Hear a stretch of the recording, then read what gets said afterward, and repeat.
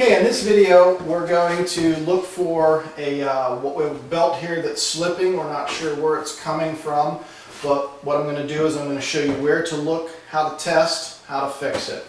So in this case, the customer or the end user is complaining about the belt slipping. So we're going to do a quick test. 3 miles an hour is more or less my testing speed, and I like to test the treadmill. So I'm at 3 miles an hour. Now keep in mind the belt's going to slip. We're going to force it to slip. So be careful when you do this. So we're going to get ourselves walking. What I'm going to do is I'm going to stomp down the belt and brace myself to make it slip. And in this case you can hear the slipping, and I can see already that it's our drive belt that's loose. Well, we want to test for a couple things to make sure that's only where the problem is.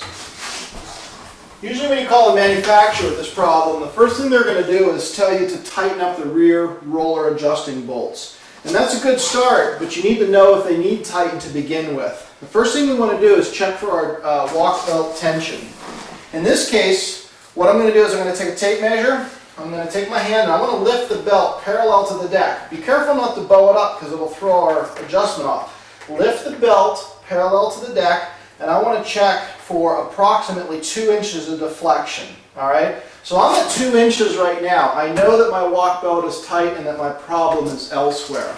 I'm going to come over here and I'm also going to check for my drive belt. Now if this is slipping, there's normally going to be a pile of rubber dust here, and it's going to be kind of obvious. But simply by turning this belt, and I can flex this more than 45 degrees, and this belt's pretty loose. So this is most likely where my problem is going to come from.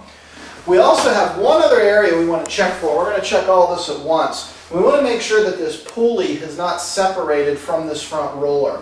A lot of times this will be referred to as the white dot test, the white line test. Doesn't really matter what you call it. In this case I'm going to use a gray Sharpie. This pulley is pressed onto this front roller. What I'm going to do is I'm going to take a gray Sharpie and I'm going to mark my pulley and I'm going to mark my roller. And what I'm going to do is I'm going to get back on the machine. I'm going to force it to see if the machine's going to slip. So again, my 3 miles an hour is my test speed. Let the machine get up to speed. And I'm going to force it to stop. Now what I'm going to do is I'm going to go back down to my marks and I'm going to check to see if those marks have separated from each other. In this case they're both lined up. So now I know my problem is in my drive belt. I've checked my tension on my walk belt. I've checked to make sure my pulley's not separated. In this case I can see and hear that the drive belt is slipping, and that's where my problem is. So now I'm going to go and fix that. And the way I like to fix that, first thing I like to do is detension the walk belt. I'll tell you why in just a second. So what we're going to do is loosen our walk belt 10 turns.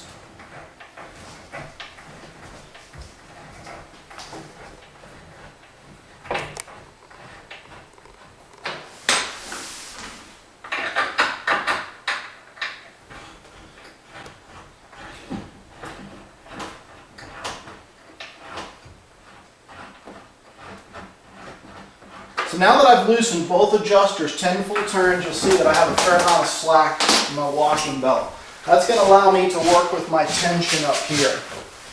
So in this case, what I'm going to do is I'm going to take a black Sharpie, and you can mark either side of this, but I'm going to mark on the inside this mounting bolt. So I have a reference as to where it was.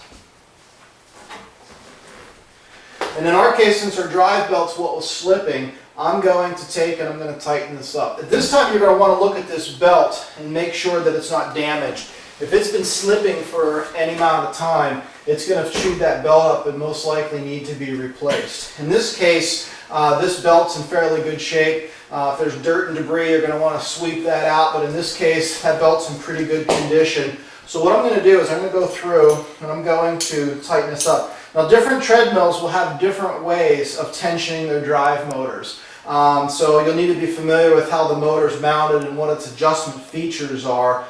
This particular unit, this is almost like an alternator on a car. It pivots back and forth. So that's where I get my tension from. So in this case I have one mounting bolt. And what I'm going to do is I'm going to loosen this mounting bolt up just a little bit. Okay, and I've got a little bit more than that. I have a little my movement here out of my motor. Now this particular one right here takes a little bit more effort to actually adjust this particular one. So in this case, I can use this pry bar, and I'm going to use that to get leverage off of my motor. Now what I like to do is take an open-end wrench and simply put that back, because I basically need it's going to be a form of a third hand. So I'm going to use that to hold that bolt in place. I'm going to pry on my bar, and I'm going to tighten up my drive belt here.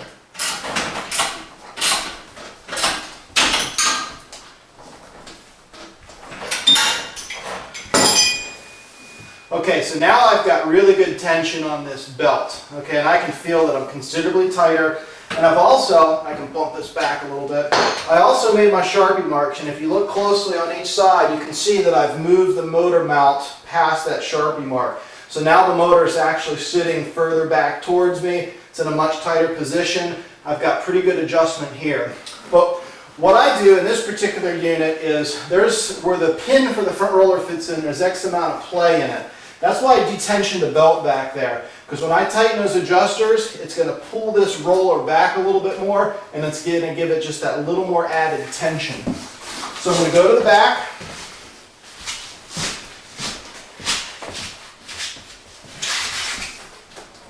What I'm going to do, again, I'm going to visually make sure my belt looks square, and my starting number was 10. So I've loosened these 10 turns. I'm going to tighten them both 10 turns at this point. So I'm going to turn this 1, 2, 10. I'll come to this side. Got 10.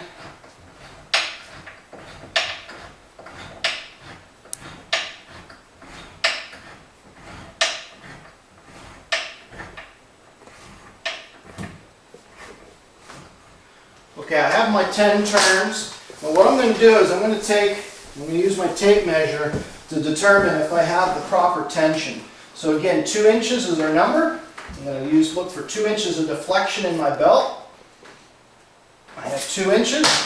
I'm going to come back here and check my drive belt. Now I can tell that's just the perfect tension. What we want is to be able to really force this at about 45 degrees is about the proper tension.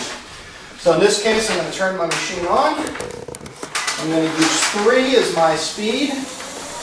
What I'm going to do is I'm going to turn on slow, a slow speed like 3 miles an hour. That way if the belt's forced to the left or to the right, we can shut it off very quickly. In this case, I have my belt running square. I have it centered on both sides. If I need to make any adjustments, I can do that at this time. And in this case, what I'm going to do, if I want to move the belt to the right, I'm going to tighten the left. If I want to move it from the right to the left, I'm going to tighten the right side. Usually work in about half-turn increments. In this case, our belt's running pretty square, so I'm going to leave that as is. Now, what I'm going to do is get on my machine and walk. Belt feels good.